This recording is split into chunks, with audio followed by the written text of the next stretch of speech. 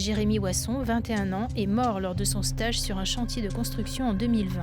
Il était en première année d'études en école d'ingénieur. Anéanti, Frédéric, son père, se bat pour faire reconnaître la responsabilité des dirigeants de l'entreprise. Pour eux, c'était pas un poste à risque où se trouvait notre fils, mais tout de même 4 jours à 6 mètres de hauteur, tout seul, sur un toit qui est un gruyère. Il n'y a qu'eux qui pensent que ça n'est pas un poste à risque. Jérémy, c'était un bon vivant. 21 ans, après 2 années de prépa, il était rentré dans une grande école d'ingénieur. Au bout de la première année d'école ingénieur, vous avez un stage qui s'appelait à l'époque Observation et compréhension des chantiers, qui s'est transformé depuis en stage ouvrier, parce que la réalité de ce qu'on leur fait faire, c'est pas du tout de l'observation. On les utilise alors comme de la main-d'œuvre non qualifiée, en expliquant que c'est la meilleure façon pour eux qui vont diriger des chantiers plus tard, de comprendre en fait exactement ce que c'est.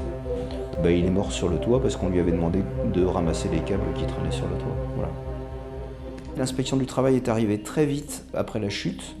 Ils ont constaté, donc il était à l'aplomb d'une ouverture en haut, et que cette ouverture, elle n'était pas protégée comme elle aurait dû l'être. Pour nous, il n'y a pas l'once d'un doute sur le fait que, entre ce qui a été identifié par l'inspection du travail et le discours que notre fils nous a servi les 3 soirs avant son décès, où il est rentré de son stage en nous expliquant, qu'il n'était pas attendu, 2, que son maître de stage n'était pas là parce que le chantier était en retard, 3, qu'on lui donnait à peu près n'importe quoi à faire, parce qu'il servait de bouche-trou sur le chantier.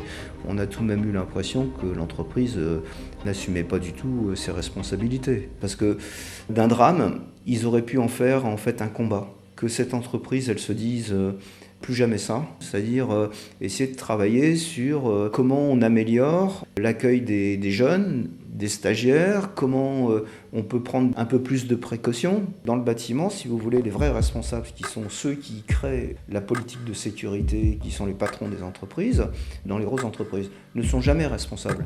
La personne morale, c'est-à-dire l'entreprise en tant que telle, est responsable, et après, ils font signer des délégations à des jeunes. Donc là, en l'occurrence, le fusible, c'est la jeune ingénieure qui était responsable du chantier.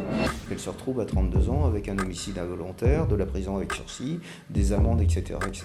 Le patron de l'entreprise, il n'a rien du tout. Selon les chiffres de la Sécurité sociale en 2023, 759 personnes sont mortes au travail en France.